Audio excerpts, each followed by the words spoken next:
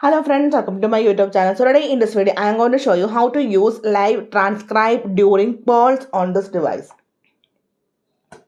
Simply go to settings and tap on the option accessibility. Tap on hearing enhancements. Then here you can see the first option live transcribe. Tap on this one. First of all, we need to turn on this one. Tap on the option open. This is enabled. Okay.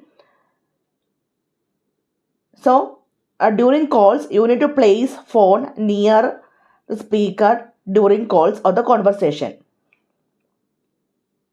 Live transcribe convert spoken words into text instantly, making conversations easier to follow.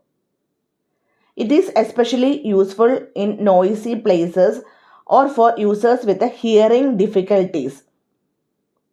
Okay, so here you can see the option English India. If you tap on this one, here you can change the language also. Okay, so simply in this way we can use live transcribe during calls on this device. So I hope you guys enjoy this video. Thank you for watching. Thank you. Bye bye.